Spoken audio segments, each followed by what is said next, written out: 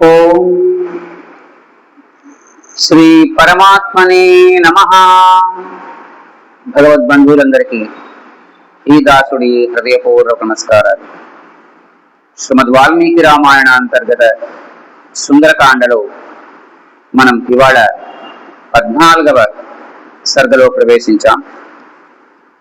నిన్నటి రోజున తాను అశోకవనానికి, పుష్పక విమానానికి, లేక రావణాసురుని యొక్క మహాభవనానికి మధ్యలో ఉన్నటువంటి ఒకానొక గోడ మీద కూర్చుని అనేక రకాలుగా తన మనసులో చింతించి ఆ అద్భుతమైనటువంటి సౌందర్య రాశి అయినటువంటి ఆ రామ సీత ఇప్పటిదాకా నాకు కనబడలేదు అని భావించి అనేక మందికి నమస్కారాలు చేస్తూ ముందుగా రామచంద్రమూర్తికి, లక్ష్మణస్వామికి, సీతామ్మ వారికి నమస్కారం చేసి ఆ తర్వాత సకల దేవతాగణాలకి నమస్కారం చేసి చివరిలో ఆద్యంతరహితుడైనటువంటి ఆ శ్రీయత్పతి అయినటువంటి శ్రీమన్నారాయణమూర్తికి నమస్కారం చేసి, నేను ఈ అశోకవనాన్ని ఇప్పటిదాకా చూడలేదు, దీనిలో అడుగు పెడతాను అని భావించారు. ఇవాళ ఏం చేస్తారో ఆ మహానుభావుడు మనకి చూపించే ముందు గురు ప్రార్థన, గురువందనాన్ని ఒక్కసారి చేసుకుందాం. గురు బ్రహ్మా గురు విష్ణు గురుర్దేవో మహేశ్వర గురు సాక్షాత్ పరబ్రహ్మ తస్మై శ్రీ గురవే నమః. కాశ్యపాన్వయ సంజాతం శరణ్యార్య పదాశ్రితం వైరాగ్య జలధిం వందే రంగరామానుజం మునిం. శ్రీ గురుభ్యో నమః. హరి ఓం. శ్రీ సీతారామాభ్యాం నమః. సమహూర్తమివ ధ్యాత్వా మనసా చాధిగమ్యతాం అవకృతో మహాతేజ ప్రాకారం తస్య వేష్మనః. ఆ మహాభవనం యొక్క ప్రాకారాన్ని ఆయన దాటడానికి ప్రయత్నం చేశారు. ఒక్కసారిగా ఆ ప్రాకారం మీద నుంచి ముందుకు దూకారు. సతో సంకృష్ట సర్వాంగ ప్రాకారస్థో మహాకపి పుష్పితాగ్రాన్ వసంతాదౌ దదర్శ వివిధాన్ ద్రుమాన్. మొన్నో అటుమొన్నో చెప్పుకున్నాం మనం. భగవంతుడైనటువంటి వాయుదేవుడు కూడా రావణాసురుడు యొక్క అనుమతి లేకుండా ఎక్కువగా వీయడానికి లేదు, తక్కువగా వీయడానికి లేదు, ఒక పద్ధతిలో గాలి వీచాలి. అలాగా సామాన్యంగా మనకి చెట్లు బాగా చిగిర్చి పూలు పూచేటువంటి కాలం ఏంటండి? చైత్ర వైశాఖ మాసములు, వసంత ఋతువు. చెట్లు చిగిర్చి పువ్వులు పూయును, కాయలు కాయను అని చదువుకున్నాం చిన్నప్పుడు. విచిత్రం ఏంటంటే ఈ లంకానగరంలో నిత్య వసంతమే. ఎప్పుడూ కూడా వసంతకాలంలో ఎలా అయితే పుష్పాలు పూస్తాయో, అలాగే కాయలు కాస్తాయో, పళ్ళుంటాయో, ఇది 12 నెలలు అలాగే ఉండాలని ఎవరి ఆదేశం? రావణాసురుడి ఆదేశం. అదే చెప్పాడు ఈయన. పుష్పితాగ్రాన్ వసంతాతో దదర్శ వివిధాన్ రుమాన్ సారాన శోకాన్ భవ్యాంశ్చ చంపకాశ్చ సుపుష్పితాన్ ఉద్దారకాన్ నాగవృక్షాన్ చూతాన్ కపిముఖానపి. చాలా కాలం తర్వాత మనం ఈ కపిముఖము అనే మాట వింటాం. మీరు ఒకసారి గూగుల్లో కొడితే మంకీ ఫేస్ ఫ్లవర్స్ అని కొడితే అలాంటివి కోతి ముఖంలాగే ఉన్నటువంటి పువ్వులు మీకు కనబడతాయి. ఇక్కడ ఆ మాట వాడారు, కపిముఖానపి అని. అలాగే సాలములు అంటే మద్ది చెట్లు, అలాగే అశోకములు, భవ్యాలు, చంపకములు అంటే సంతంగ చెట్లు, ఇవన్నీ కూడా రకరకాలైనటువంటి పరిమళభరితమైన పువ్వులతో ఉన్నాయట. అలాగే ఉద్దారకము, నాగవృక్షము, నాగమల్లి పువ్వులు, అలాగే కపిముఖాన్, చూతాన్ అంటే మామిడి. ఇలాగా అథామ్రవణ సంచన్నాన్ లతా సమావృతాన్ జ్యాముక్త ఇవనాచార కుప్లువే వృక్షవాటికాం. ఒక్కసారిగా బాణం తొడిగిన తర్వాత వింటికి నారి లాగి సారించి వదిలిపెడితే ఆ బాణం ఎంత వేగంగా వెళ్తుందో ఈ చెట్ల మధ్యలోకి అంత వేగంగా విడిపోయాడు ఆయన ఒక్కసారిగా, కళ్ళు మూసి తెరిచేంతలో. సప్రవిశ్య విచిత్రాం తాం విహగైరభినాదితాం రాజతైః కాంచనైశ్చైవ పాదపైః సర్వతో వృతాం విహగైర్మృగసంఘైశ్చ విచిత్రాం చిత్రకాననాం ఉదితాదిత్య సంకాసాం దదర్శ హనుమాన్ కపిః. అలాగా ఉదయభానుల యొక్క తేజస్సు ఎలా ఉంటుందో అలాంటి కాంతులతో ఉన్నటువంటి ఆ అశోకవనంలో ఉన్నటువంటి రకరకాలైనటువంటి చెట్లను చూశాడు ఆయన. వృతాం నానా విధైర్వృక్షై పుష్పోపక ఫలోపకై కోకిలైర్భృంగరాజైశ్చ మత్తైర్నిత్య నిషేవితాం. అలాగే భృంగరాజములు, కోకిలలు, అలాగే కీరములంటే చిలకలు ఇత్యాదులన్నీ కూడా ఈయన వెళ్ళింది ఎప్పుడు వెళ్ళారు? సుమారుగా అక్కడికి 1:02 మధ్యలో వెళ్ళారు అశోకవనం లోపలికి. వెళ్తే ఆ సమయంలో చెట్ల మీద ఉన్నటువంటి పక్షులు ఏం చేస్తాయండి? సహజంగా సాయంత్రం 6ంటికి, మనమంటే ఇంటికి రాగానే 6 గంటలకి అవి ఖచ్చితంగా 6 గంటలకు ఇంటికి వచ్చేస్తాయి. సూర్యాస్తమానానికి గోడకు చేరుకుంటాయి. అది వాటి యొక్క ధర్మం, పద్ధతిను. అలా చేరుకున్నటువంటి పక్షులు నిద్రపోతాయి, చప్పుడు చోడ చెయ్యవు. ఎప్పుడైతే ఈయన దూరిపోయాడో లోపలికి అవన్నీ రకరకాలుగా అవడం మొదలెట్టాయి. ప్రహృష్టమనుజే కాలే మృగపక్షి సమాకులే మత్త బరిగిన సంకష్టాం నానాద్విజగనాయకాం. అలాంటి నెమళ్లతోటి రకరకాల పక్షులతోటి ఉన్నటువంటి ఆ మహావనాన్ని అశోకవనము అంటారు. దీనిని ప్రమదావనం అని కూడా అంటారు. ప్రమద అన్న మాటకు అర్థం స్త్రీ అని అర్థం. స్త్రీలకు మాత్రమే ప్రవేశం, స్త్రీలకు తక్క ఒక్క రావణాసుడికి మాత్రమే ప్రవేశం. అలాంటి వనంలోకి ఈయన లోపలికి వెళ్ళారు. మార్గమాణో వరోహాం రాజపుత్రీ మనందితాం సుఖ ప్రసుప్తాన్ వేదాన్ బోధయామాస వానరః. అలాంటి సర్వ శుభలక్షణ సంపన్న అయినటువంటి ఆ జనకాత్మజుని వెతుకుతూ, తాను వెతుకుతూవడం వల్ల వచ్చేటువంటి అదికిడికి ఆ పడుకున్న పక్షులను నిద్రలేపాడు. ఉత్పద్విద్వర్గనై పక్షై సాలా సమాహతాః అనేక వర్ణా వివిధ ముముచు పుష్పవృక్షయః.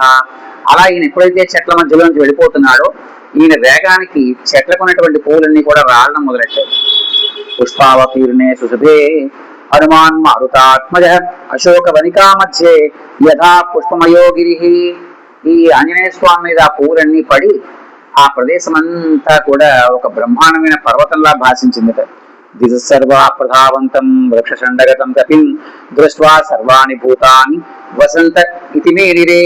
ఆ అశోకవనంలో ఉన్నటువంటి సకల భూతాలు, భూతాలంటే మనం అనుకునే భూతాలు కాదండి, పక్షులు, జంతువులు ఇత్యాదులన్నీ కూడా వసంతుడు ఈ వనంలోకి వచ్చాడేమో అని అనుకున్నాయట. వృక్షేభ్యః ప్రతై పుష్పై అవకీర్ణా పృథగ్ విధై రాజా వసుధా తత్ర ప్రమదేవ విభూషితా తరస్వినాతే తరవః తరసాభి ప్రకంపితాః కుసుమాన విచిత్రాణి ససృజౌ కపినా తథా నిర్ధూత పత్ర శిఖరా శీర్ణ పుష్పఫలాద్రుమాః నిక్షిప్త వస్త్రాభరణ పూర్తా యువపరాజితాః. చూడండి, చతుర్ముఖ పారాయణం అంటారు. మీకు తెలుసా? చతుర్ముఖ పారాయణం, నలుగురు కలిసి దాన్ని చతుర్ముఖ పారాయణం అంటారు. ఇలాంటప్పుడు ఆ ఓడిపోయిన వాడిని ఆ పై వస్త్రం తీసి పక్కన పెట్టమంటారు. కౌరవ పాండవుల మధ్యలో జరిగినటువంటి జీవితంలో ఓడిపోయినప్పుడు ఈ వస్త్రం తీసి, ఇది దేని గుర్తు? భుజం మీద కండువ, మనిషి యొక్క గౌరవానికి గుర్తు. ఈ కండువ తీసి పక్కన పెడితే మేము గౌరవం వదిలేసుకున్నామని అర్థం. అలాగా జూదంలో ఓడిపోయిన వాళ్ళు ఎలా అయితే ఉంటారో తమ యొక్క పై వస్త్రాన్ని తీసి పక్కన పెట్టి తలకాయించుకుని ఈయన ఒక్కసారిగా చెట్ల గుంపుల మధ్యలోకి దూరిపోవడం వల్ల వేగంగా అవన్నీ చెట్ల ఆకులన్నీ కూడా రాలిపోయి మోల్డ్గా మిగిలిపోయాయట. ఇది జూదంలో ఓడిపోయినటువంటి వాడు ఎలా ఉంటాడో అలాగా. నిర్ధూతకేశీ యువతి యథా మృదువర్ణిక నిష్పీత సుభదంతోస్తి నఖైర్దంతైశ్చ విక్షతాః తథా లాంగూలహస్తైశ్చాచరణాభ్యాం చ మద్దితాః బభూవాశోకవనికా ప్రపద్న వరపాదప మహాలతానాం గామాని వ్యధం తరసా కపిః యథా ప్రావృషివంత్యస్య మేఘజాలాని మారుత సతత్ర మణిభూమిశ్చ రాజతీశ్చ మనోరమాః తథా కాంచన భూమిశ్చ దదర్శ విచరన్ కపిః. అక్కడ ఆయన అన్ని రకాల చెట్ల మధ్యలోంచి వెళ్ళిపోతూట కొన్ని చోట్ల మణులు తాపడం చేసినటువంటి బల్లల్ని చూశాట. అంటే పార్కులో మనం కూర్చునే మన దిక్కుమాల బెంచీలు ఉంటాయి కదండి, ఆ స్థానంలోనే మడుగు తాపడం చేయబడినటువంటి బెంచీలను చూశాడు. అలాగే బంగారంతో చేయబడినటువంటి బెంచీలను కూడా అక్కడ చూశాడు ఆయన. వాపీశ్చ వివిధాకారా, వాపి అంటే నుయ్యలు, రకరకాల ఆకారాల్లో. మనకు బాగా తెలిసిన నుయ్యలు ఎలా ఉంటాయి చెప్పండి? గుండ్రంగానే ఉంటాయి, వేరే నుయ్యలు మనకు తెలియవు. అక్కడ నుయ్యలు కూడా రకరకాల ఆకారాలతో ఉన్నాయట. పూర్ణ పరమవారిణ, అవన్నీ కూడా స్వచ్ఛమైనటువంటి మంచినీటితో నింపబడి ఉన్నాయట. అవన్నీ కూడా మహారహైర్ మణిసోపానై ఓపన్నా స్తత, సోపానాలు కూడా నూతుల్లోకి ఉన్నాయట. అలా ఉన్న నూతులు ఎంత ఉంటాయి? దిగుడు బావులు అన్న మాట ఎప్పుడన్నా విన్నారా? మనకి పల్లెటూళ్ళలో చూసాం, ఇప్పుడు పిల్లలకు చూడడానికి అవకాశం లేదు. దిగుడు బావులు అని చెప్పి ఇంచుమించుగా ఒక 30 అడుగుల వెడల్పైనటువంటి నుయ్యి ఉంటుంది. మెట్లు కూడా ఉంటాయి, దాని మీద రాళ్ళు అలా పెట్టుంటారు. ఏటవాలుగా మనం లోపల దిగచ్చు. మన వాళ్ళు చాలా మంది దాంట్లో దూకేసి ఈతలు కొడతారు. అలా ఉన్నటువంటి పెద్ద పెద్ద నూతులు అక్కడ చూశాడు ఆయన. ముక్తా ప్రవాళ శకతా స్ఫాటికాంతర కుటిమా కాంచనైస్తర విచిత్రై తీరజైరుపశోభిత. అలాగే అక్కడ ఉన్నటువంటి రకరకాల సరోవరాల్లో, మామూలుగా మనం ఇసుక మట్టి కలిపి సరోవరాల్లో వేసుకుంటాం, ఇది ఇంట్లో ఏమన్నా కలువ పూలు తామరలు పెంచుకోవాలంటే. అక్కడ వాళ్ళు ముత్యాలు ఇసుక కలిపి పోసేసి తామరలు అవి పెంచుతున్నారు. అలాగే ఆ దిగేటువంటి సోపానాలు కూడా ఆ చెరువుల్లోకి స్ఫటికాలతో చేయబడినటువంటి సోపానాలు ఉన్నాయి అక్కడ. కుల్ల పద్మోత్పలవనా చక్రవాకోప పూజితా నత్యోర్వత సంఘస్థా హంస సారసనాదితా. సారస పక్షులు, హంసలు, చక్రవాకాలు ఇత్యాదులన్నీ కూడా సరస్సుల్లో రకరకాల గొంతులతో అరుస్తూ తిరుగుతున్నాయట. దీర్ఘావిద్రమయుక్తాభి సరిద్భిశ్చ సమంతటః అమృతోపమయాయాభి శివాభిరపసంస్కృతాః లతా శతైరవరతాః సంతాన కుసుమావృతాః నానా గుల్మావృతగణాః కరవీరకృతాంతరాః తతోం భగర సంకాశం ప్రవృద్ధ శిఖరం గిరిం విచిత్రకూటం కూటైశ్చ సర్వతః పరివారితం. గన్నేరు ఇత్యాది చెట్లన్నిటి చేత కూడా కప్పబడినటువంటి మహా పెద్ద పెద్ద అయినటువంటి పర్వతాలను కూడా చూశాక ఆయన. శిలాగృహైరవతతం నానా వృక్షై సమావృతం గదర్శ హరిశార్దూలో రమ్యం జగతి పర్వతం. ఆ పర్వతాల్లో ఉన్నటువంటి గుహలన్నీ కూడా వాటంతట అవే ఏర్పడినటువంటి గుహలు ఉన్నాయట. ఆ గుహలన్నీ కూడా అందంగా పూల సజ్జలతో నింపబడి ఉన్నాయట.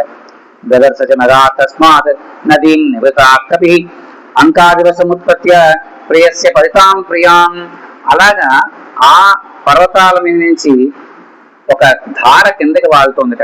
మీరు తిరుపతి కొండలు ఎక్కుతూ ఉంటే వర్షాకాలంలో ఘాట్ రోడ్లోకి పైనుంచి ఏటవాలుగా జలపాతాలు లాంటివి పడుతూ ఉంటాయి. అలాగే ఒక జలపాతం అక్కడి నుంచి అలా కింద పడుతోందిట. అది ఎలా ఉందిట? ప్రియుడి యొక్క ఒళ్ళోంచి దిగి కిందకి ఇచ్చినటువంటి ప్రియురాల్లా ఉందట. దదర్శనగాత్ జరే నిబతాగ్రైశ్చ పాదపైరుపశోభితాం వార్యమానాం వివకృతాం ప్రమదాం ప్రియబంధుభిః వరావరోత్తతోయాంతాం చ దదర్శ సమహాకపి ప్రసన్నామివ కాంతస్య కాంతాం పునరుపస్థితాం తస్యా దూరాత్ సపద్మిన్యో నానాద్విజగణాయుతాః దదర్శ హరిశార్దూలో హనుమాన్ మారుతాత్మజ. అలా అనేక రకాలైనటువంటి వృక్షాలని, చెట్లని ఇత్యాదులన్నింటినీ కూడా ఆంజనేయ స్వామి వారు ఆ పర్వతం మీద చూశారు. కృత్రిమాం దీర్ఘికాం చాపి పూర్ణాం సీతైన వారిణ మణిప్రవర సోపానాం ముక్త శిఖర శోభితాం. అలా శీతలమైనటువంటి జలాలతో కూడినటువంటి ఒకానొక చెరువు లాంటి దాన్ని చూశారట. వివిధైర్మృగ సంగైశ్చ విచిత్రాం చిత్రకాననాం ప్రాసాదై సుమద్భిశ్చ నిర్మితైర్ విశ్వకర్మణ. అక్కడ అనేక రకాలైనటువంటి వృక్షాలు, అలాగే అనేక రకాల జంతువులతో నిర్మించబడినటువంటి అనేక రకాల భవనాలను చూశాక. కాననై కృత్రిమైశ్చాపి సర్వత సమలంకృతాం ఏన కేచిత్ పాదపాస్తత్ర పుష్పోపక పదోపగా. అనేక రకాల అడవుల చిట్టడవులు లాంటివి ప్రత్యేకంగా పెంచబడి ఏర్పాటు చేయబడ్డాయట అక్కడ. సఛత్రా సవిదీక సర్వే సవర్ణ వేదికా తథా ప్రతానైర్బహువి పర్ణైశ్చ బహువిర్వృతాం కాంచనీం సింసుపామేకాం దదర్శ హరియూథప వృతాం హేమమయీభిస్తు వేదికాభిస్సమంతతః. అక్కడ ఒక బంగారంతో చేయబడినటువంటి ఒకానొక సింసుపా వృక్షాన్ని చూశాట ఆయన. అదంతా కూడా బంగారంతోనే చేయబడినటువంటి చెట్టు అక్కడ. శోభస్య భూమిభాగాంశ నగ ప్రసరవణాని చ సువర్ణ వృక్షాన పరాంగదర్శ సికిసన్నిమాన్. అగ్నిహోత్రం ఎలా వెలుగుతుందో అలాంటి వెలుగులతో ఉన్నటువంటి ఒకానొక సింసుపా వృక్షాన్ని కూడా చూశాట ఆయన. తేషాం ద్రుమాణాం ప్రభయా మేరోదివ దివాకర ఆమన్యతదా వీర కాంచనోస్మీతి వానర. అలా బంగారపు రంగులో ఉన్నటువంటి ఆ వృక్షాల మధ్యలో తిరుగుతూ ఆ చంద్రకాంతి ఆ బంగారపు వృక్షాల మీద పడి, ఆ వృక్షాల మీద ఉన్నటువంటి ప్రతిఫలం తన మీద పడి, ఆహా నేను కూడా బంగారం అయిపోయాను అనుకున్నట్టు ఆయన. తాకాంచనైస్తరుగణై మారుతేన చ వీజితాం కింకిణీ సత నిర్ఘోషాం దృష్ట్వాం విస్మయమాగతం. ఆ ఆకులకి చివర్లో బంగారంతో చేయబడినటువంటి చెట్టు, ఆ చెట్టు యొక్క ఆకుల చివర్లో చిరుగంటలు, గాలికి ఆ కొమ్మలు కదులుతుంటే ఆకులు కదులుతాయి, ఆకులు కదిలితే ఈ గంటలు గణగణ మోగుతూ ఉంటాయి. ఇలాంటి ఏర్పాట్లు చూసేప్పటికల్లా మతిపోయినంత పనేం దీనికి, ఇలా కూడా ఉంటాయా అనుకున్నట్టు ఆయన. సపుష్పితాగ్రాం రుచిరాం తరుణాంకుర పల్లవాం తామారోహ్య మహాబాహు సింసుపా పర్ణ సంవృతాం. ఇలా అన్ని చూసిన తర్వాత ఈయన అక్కడ ఉన్నటువంటి ఒకనొక పెద్దదైనటువంటి సింసుపా వృక్షం చెట్టు ఎక్కారట పైకి. ఇతో ద్రక్ష్యామి వైదేహీం రామదర్శన లాలసాం ఇతస్యేతస్య దుఃఖార్తాం సంపదంతి యదృచ్ఛయా. ఒకవేళ దైవవశంతో ఆ వైదేహి ఇటుగా వస్తే ఈ చెట్టు కొమ్మల మధ్యలోంచి ఆవిడ్ని నేను చూడొచ్చు. ఎందుకు? మొత్తం అన్ని చోట్ల కూడా వెతికేశారు ఈయన, ఎక్కడా సీతాదేవి లేదు. ఈ అశోకవనంలో గనక సీతాదేవిని దాచి ఉంటే ఆమె ఏ కారణం చేతైనా ఇలా నడుచుకుంటూ వస్తే నేను ఆవిడ్ని చూడొచ్చు కదా అని ఆ చెట్టు కొమ్మల మధ్యలో దాక్కున్నారు. అశోకవనికాచేయం దృఢం రమ్యాదురాత్మ చంపకైశ్చందనైశ్చాపి వకుడైశ్చ విభూషిత. ఈ దుర్మార్గుడైనటువంటి రావణాసురుడికి అశోకవనమా? ఇందులోనేమో రకరకాలైనటువంటి సంపింగ చెట్ల, పొగడ చెట్ల, ఇవన్నీ వీడికి అవసరమా అన్నట్టుగా అనుకున్నట్టు ఆయన. ఇయం చంద్రనీ రమ్య భూసంఘ నిషేవిత ఇమాం సారామ మహిషి నూనమేశ్వరి జానకి. ఇక్కడ ఉన్నటువంటి ఈ పద్మాలతో ఉన్నటువంటి ఈ సరస్సు సీతాదేవికి కనుక ఇక్కడే ఉన్నట్లయితే ఆవిడ ఈ సరస్సును చూడకుండా ఉండదు. ఈ సరస్సు దగ్గరికి మాటి మాటికి రావచ్చు. అందువల్ల నేను ఇక్కడి నుంచే ఈ సరస్సు చుట్టుపక్కల ప్రాంతాలన్నీ కూడా గమనిస్తూ ఉంటాను అనుకున్నారు. సా రామ మహిషి రాఘవస్య ప్రియాసతి వన సంచార కుశల ధ్రువమేష్యతి జానకి. రామచంద్రమూర్తి సీతాదేవి యొక్క మనస్తత్వాలు ఎలా ఉంటాయో కూడా ఆంజనేయ స్వామికి చెప్పాడు. సీతాదేవికి వనాల్లో తిరగడం అంటే బాగా ఇష్టం, అంటే గార్డెనింగ్ మన భాషలో. ఆవిడకి వనాల్లో తిరగడం అంటే ఇష్టంట. అందువల్ల ఈ అశోకవనంలోనే గనక ఆవిడ బంధించబడి ఉంటే ఈ వనం అంతా తిరుగుతూ ఉంటుంది, తప్పించుకు వెళ్ళడానికి ఎలాగో అవకాశం ఉండదు కదా. అందువల్ల ఇక్కడికి రావచ్చు ఆవిడ అనుకున్నాడు. అథవా మృగసాపాక్షి వనస్యాస్య విచక్షణ వనమేశ్వరి సార్యేహ రామచింతాన్ దర్శిత. అందువల్ల ఆ రాముడి కోసమే ఎప్పుడు కూడా చింతిస్తూ ఉండేటువంటి ఆ సీత కొంతసేపు అయినా సరే మనస్సు ప్రశాంతంగా ఉంటుందనే ఉద్దేశ్యంతో ఈ వనంలో తిరగడానికి రావచ్చేమో కదా అనుకున్నాడు ఆయన. రామశోకాభిసంతప్త సాదేవి వామలోచన వనవాసే రథానిత్యం ఏష్యతే వనచారిణి. ఇంకా వనవాస నియమాల్ని రాముడితో పాటుగా పాటిస్తూ ఉన్నటువంటి ఆ సీతాదేవి ఈ వనాల్లోనే తిరగడానికి అవకాశం ఉంది. ఎందుకంటే రాముడు నగరాల్లోకి రాడు, ఈవిడ కూడా నగరాల్లోకి రాడు, కాబట్టి ఈ అశోకవనంలోనే పెట్టి ఉంటాడు రాముడు. అందువల్ల ఆ రావణుడు ఇక్కడ పెట్టినందువల్ల ఈవిడ ఈ వనంలోనే తిరుగుతూ ఉంటారు అనుకున్నాడు. వనేచరాణం సతతం నూనం స్పృహయతే పురా రామస్య రహితా భార్య జనకస్య సుతా సతీ. సీతాదేవికి అడవుల్లో తిరిగేవారని ఆ వనచరులు అన్న మాటకు అర్థం ఏంటంటే కోయలు, చెంచులు ఇలాంటి వాళ్ళు ఉన్నారు కదండి. వీళ్ళందరూ అంటే సీతాదేవికి చాలా ఇష్టం. వాళ్ళకి ఎన్నో రకాలుగా ఆవిడ బహుమతులు ఇచ్చేవారు. అందువల్ల ఈ వనం కూడా అలాగే ఆవిడ తిరగడానికి అవకాశం ఉందనుకున్నాడు. ఇప్పుడు మిమ్మల్ని ఒక ప్రశ్న వేస్తాను. నాకు ఏదన్నా కష్టం వచ్చిందనుకోండి, మొట్టమొదటి గుడి సున్నా దేనికి చుట్టేస్తామండి మనం? ఇంట్లో పూజలకి గుడి సున్నా చుట్టేస్తాం, తర్వాత గుడికి వెళ్ళాం. ఎందుకంటే ఆ స్వామి మనం చూడలేదు సమంగా. ఇప్పుడు ఆవిడ అత్యంత కష్టతరమైనటువంటి కష్టంలో ఉందా సీతాదేవి? కానీ ఇప్పుడు ఆయన చెప్తున్నటువంటి సీతాదేవి అంటే ఏంటో రాముడు చెప్పిన దాన్ని బట్టి ఈయన కూడా అనుకుంటున్నారు. సంధ్యాకాలమనాశ్యామ ధ్రువమేష్యతి జానకి నదీ చేమాం శివజలాం సంధ్యార్థే వరవర్ణిని.